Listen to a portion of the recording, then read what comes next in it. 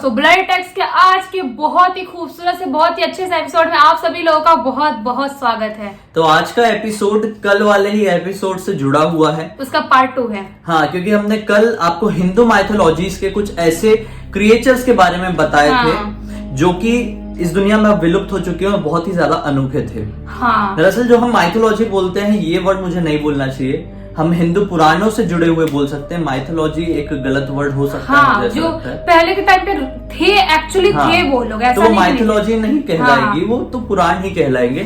तो हमारे हिंदू पुराणों के हिसाब से आज जो हम क्रिएचर की बात करने जा रहे हैं उसमें सबसे पहले नंबर में आता है ऐरावत। बहुत सारे लोगों ने ऐरावत का जिक्र जरूर सुने होंगे भगवान इंद्र के साथ। ये भगवान इंद्र का ही एक हाथी है। मैं आप लोगों को ऐरावत के बारे में कुछ अनोखी बातें बताता हूँ। और ये हमारा टक्कू क्या कर रहा है? वो पर्दा लग गया तो आगे पीछे बाहर अंदर जाता रहता है। उसको मजा आता है। खैर, ऐरावत की बात करें तो भगवान ब्रह्मा एक बार 2 अंडों के टुकड़े के सामने, मतलब 2 अंडे भाग में कटे हुए थे, मतलब 2 टुकड़े हो गए थे उसके। और उसके सामने 7 अलग अलग तरह के बहुत बड़े मंत्रों का उच्चारण कर रहे थे।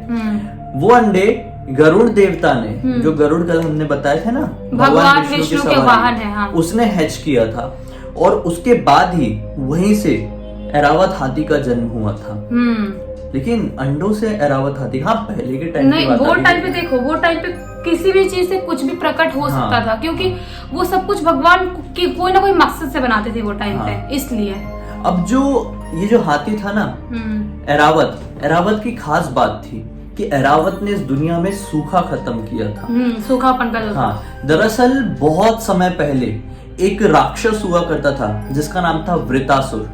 वृतासुर नाम का एक राक्षस था और उसको ना भगवान इंद्र ने हरा दिए थे युद्ध में। वृतासुर क्या सूखे का राजा था। तो दुनिया में ना उसने पूरा संकट मचा दिया था, पानी वानी सब खत्म हो गया था, मतलब वो बोलते हैं त्राहिमाम टाइप हो गया था। बादलों से बारिश सुखा दिया था, सब कुछ खत्म कर दिया था। तो भगवान इंद्र का युद्ध उससे हुआ और वृतासुर की मृत्यु हुई। अब वृतासुर की मृत्यु के बाद ऐरावत हाथी ने ही जो हमारी पृथ्वी थी, मतलब जो हमारी जमीन थी, जमीन के बहुत अंदर वाले कोई लोक में, जमीन के मतलब पृथ्वी लोक से भी नीचे बहुत सारे लोग होते हैं, बहुत सारे लोग, तो नीचे के कोई लोक से उसने अपनी सूंड से पूरी पानी खींचा था और वो पानी खींच के उसने हमारे जो ऊपर जो बादल हैं उसमें छोड़ा था।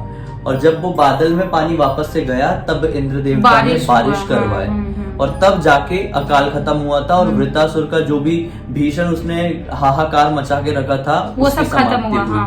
और उसके बाद से ही इंद्रदेव इसकी सवारी करने लगे। और ये हाथी अलग ही दिखता था बिल्कुल। ये हाथी के एक सर नहीं था, कुछ लोग बोलते हैं 3 सर था, कुछ लोग बोलते हैं 5 सर था, तो वो तो इसकी थोड़ा पुष्टि नहीं है, हाँ। लेकिन 3 या 5 सर के आसपास या शायद ज्यादा भी रहा होगा। जो आज के टाइम में सिर्फ हाथी के एक ही सूंड होता है, एक ही मुंह होता है, दूसरा नहीं हो सकता, पॉसिबल और ये बहुत पावरफुल और सफेद रंग का बहुत खूबसूरत हाथी था। और सफेद हाथी होते क्या आजकल?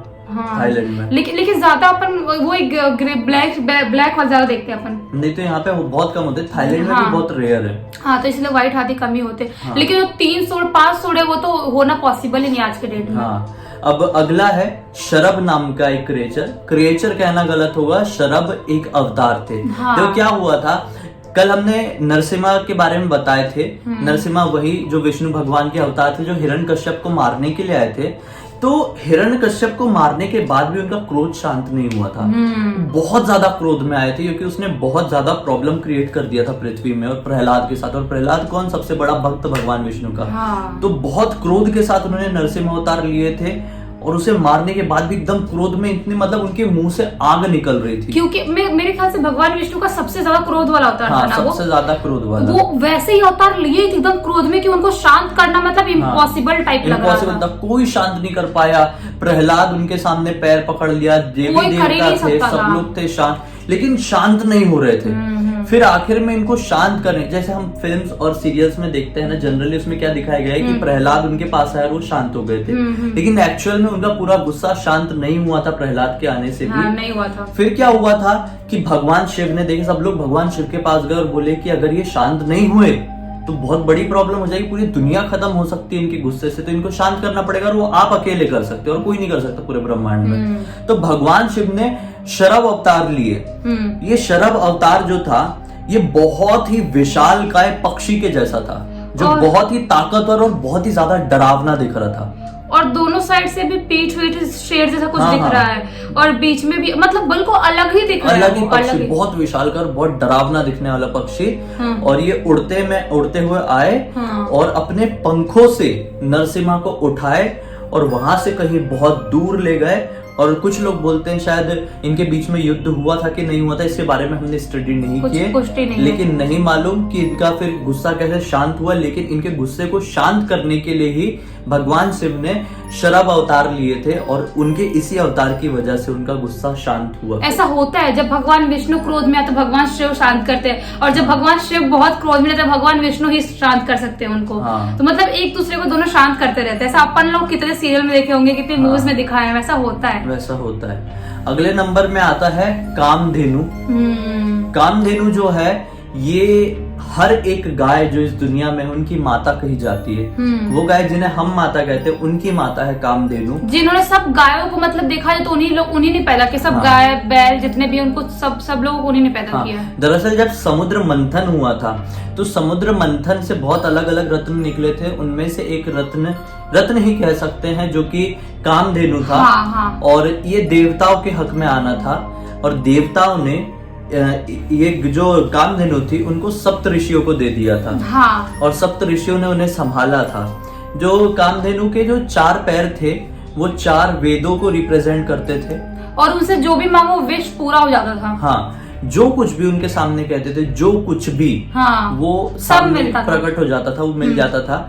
भगवान परशुराम के भी पिताजी जो थे उनसे भी जुड़ी हुई एक बहुत अनोखी कहानी जो मैं ब्लडी सत्य में पहले कवर कर चुका हूँ, वो कामधेनु से जुड़ी हुई थी। कामधेनु उनके पास ही थी बेसिकली, वो उनके पास भी गई थी वो टाइम पे। उनका फेस ना औरत जैसा है, उनके पैर गाय जैसे, पंख भी है जैसे परियों के पंख होते हैं ना उस टाइप का है। और उनकी पूंछ है, मतलब बिल्कुल अलग दिखती है, एक देवी जैसे दिख रही है और बॉडी से गाय दिख रही है। इनकी बॉडी का हर एक पार्ट एक्चुअली कुछ ना कुछ देवी देवताओं से जुड़ा हुआ रिप्रेजेंट करता था। इनके जो सींग थे वो देवताओं को रिप्रेजेंट करते थे।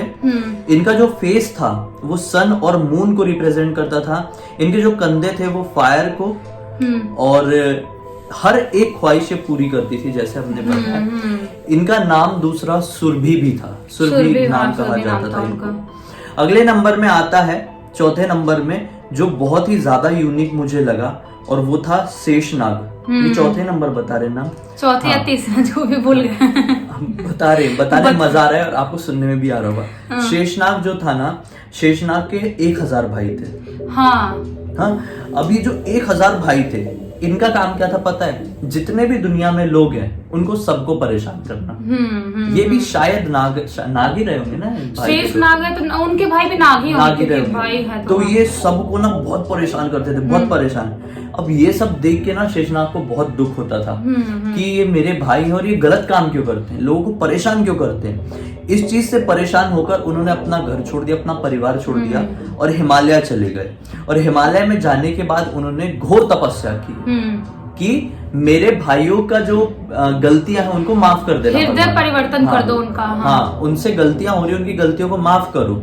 तो ये जब वो इतने टाइम से तपस्या करते रहे ना, कई हजारों साल तक, लाखों साल तक, तो इस बात से ब्रह्म देवता को बहुत खुशी हुई, बहुत खुश हुए ब्रह्मदेव और उनके सामने प्रकट हो गए और बोले आपको क्या वरदान चाहिए। बोले चलो आपके जो भाई है उनका जो गलती है उनको तो मैं माफ करूंगा ही, लेकिन साथ ही साथ मैं आपकी तपस्या से बहुत प्रसन्न हूँ, आपको क्या चाहिए। तो इन्होंने क्या बोले कि अगर आप कुछ देना ही चाहते हैं तो मुझे ऐसा कुछ दीजिए कि जिससे मैं जो परम मतलब सबसे बड़े भगवान है ना, भगवान विष्णु का मैं सेवक बन के रहूं, सबसे प्रिय बन के रहूं, सबसे नजदीक और सबसे बड़ा सेवक बनूं उनका। तो उन्होंने उनकी वो इच्छा को स्वीकार किए और तथास्तु कर दिए। और उसके बाद से ही शेषनाग भगवान मतलब विष्णु की उनके हर अवतार में उनके भाई बने हैं, हर जगह उनके साथ रहे, उनके साथ ही रहे हर जगह। और उनके ऊपर ही विश्राम करते हैं बलराम जी। तो ऐसी थी शेषनाग की कहानी, बहुत इंटरेस्टिंग। उनकी तो बहुत ही मतलब भगवान विष्णु जहाँ पर भी है वहाँ पे शेषनाग तो है ही, वैसा वाला है। अब अगले नंबर में आती है रेनबो फिश। रेनबो फिश जो है भाई एक बहुत बड़ी क्रिएचर थी, बहुत बड़ी। माना जाता है कि भगवान बुद्ध जब एक बार तपस्या मतलब अपनी साधना कर रहे थे तो उस समय ये कहीं से आई और भगवान बुद्ध को इसने निगल ली। निगलने के बाद ये वहां से गुजरने लगी तो कुछ मछुआरे आए, मछुआरे ने इसको पकड़े और तब भगवान बुद्ध को इससे निकाला गया। माना जाता है कि ये भी एक दैविक अवतार ही था जो कि भगवान बुद्ध की वजह से हमारी दुनिया के सामने आया था। और फिर इसे मारे मछुआरों ने खाए, मार के काटा गया। जब बोलते जब इसे मारा गया ना तो पूरे 1 साल तक जितने भी लोग थे पूरी पृथ्वी में जो मतलब मांसाहार खाते थे, इसकी वजह से उनको भोजन मिला था पूरे 1 साल तक। मतलब इतनी बड़ी विशालकाय, मतलब बहुत ज्यादा बड़ी, मतलब आप सोच नहीं सकते अपन इतनी ज्यादा बड़ी होगी वो।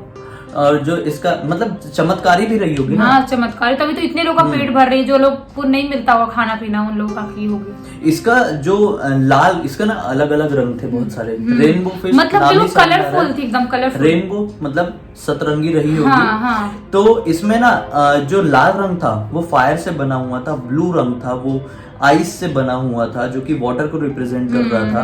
तो ऐसे अलग अलग जो चीज थी, जैसे ग्रीन था जो इसका ग्रीन पार्ट, हाँ वो घास को रिप्रेजेंट कर रहा था, येलो पार्ट हवा को रिप्रेजेंट कर रहा था। ऐसा अलग अलग चीजें रिप्रेजेंट कर रही थी। तो ये भी इंटरेस्टिंग है, यूनिक क्रिएचर था, यूनिक है बहुत। अब सबसे ज्यादा यूनिक, सबसे ज्यादा जो एग्जिस्ट करता था, तिमिंगिला नाम का एक क्रिएचर। अब मैं इससे एक सच्चाई बताऊंगा। अभी कुछ दिन पहले मैं एक न्यूज में देख रहा था, मैं फैक्ट्स वगैरह के बारे में रिसर्च करते रहता हूँ बहुत ना। तो वहां पे एक क्रिएचर का जिक्र हुआ था जो वैज्ञानिकों ने पुष्टि की है कि इस दुनिया में एक ऐसा क्रिएचर था जो कि इतना विशालकाय था जो कि सीधे सीधे ब्लू व्हेल को निगल सकता था। ब्लू व्हेल मतलब जो दुनिया के सबसे बड़ी प्रजाति, सबसे बड़ी मछली प्रजाति, कुछ भी बोलते, सबसे बड़ी है वो दुनिया में, उतना सबसे बड़ा क्रिएचर। हाँ। मतलब हाथी भी उसके सामने इतना सा है, नहीं कुछ भी नहीं, हाथी उसके सामने बहुत बड़ी है, बहुत छोटा है। हाँ। तो वो क्रिएचर को भी, मतलब ब्लू व्हेल को भी, ये जो क्रिएचर थी वो निगल सकती थी।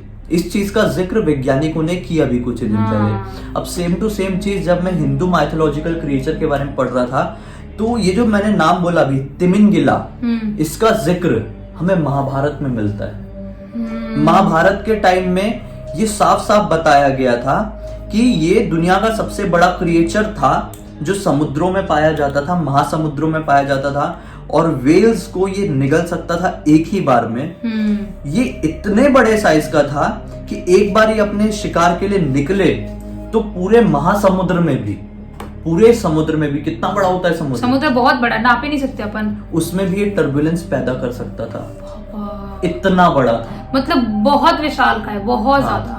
इतने बड़े क्रिएचर होते थे। और ये सच्चाई हुई है जो अभी वैज्ञानिकों ने अभी जो क्रिएचर का नाम बताया, वो नाम तो कुछ और अपने हिसाब से नाम रखे होंगे। हाँ। लेकिन महाभारत में इसका तिमिंगिला नाम से जिक्र किया गया था। मतलब ये बहुत टाइम पहले से दुनिया में तो है, देखो एक और प्रूफ मिला कि महाभारत इस दुनिया में सचमुच में बीती है। हाँ, वो तो है, उसका प्रूफ तो बहुत ही जगह है। बहुत सारे लोग विश्वास नहीं करते ना कि ये सब नहीं हुआ था। तो वैज्ञानिकों के साथ यहाँ पे पुष्टि की और इस बात को भी देख लो जोड़ के, महाभारत था भाई, एक और सबूत मिल गया। वो आए दिन मिलता रहता है, कहीं ना कहीं मिल जाता है, कुछ ना कुछ सबूत मिल जाता है। महाभारत की कितनी सारी चीजें मिली, अपन को पता चला कि हाँ महाभारत था दुनिया में। हाँ देखो आज जोश में शायद हमने 6 फैक्ट्स बताए, 6 बता दिए, 5 बता रहे हैं, चलो एक्स्ट्रा बता दिए, कोई प्रॉब्लम नहीं है। वीडियो भी बहुत बड़ा हो गया था, यहीं पे एंड कर देते हैं वीडियो। खैर अब तक इस वीडियो को देख लिए हैं तो लाइक जरूर कर दीजिए, चैनल को सब्सक्राइब करके बेल आइकन दबा के ऑल के ऑप्शन में क्लिक करना। अगला वीडियो किस टॉपिक में देखना चाहते हैं कमेंट सेक्शन में जरूर बताना। इंस्टा की लिंक इस वीडियो के डिस्क्रिप्शन बॉक्स में क्लिक करके डायरेक्टली वहां पर पहुंच जाइए, वहां पर भी हम डेली वीडियोस डालते हैं, बहुत इंटरेस्टिंग, बहुत अमेजिंग। चलिए कल फिर से मिलते हैं, तब तक के लिए बहुत बहुत धन्यवाद। आपका दिन शुभ हो।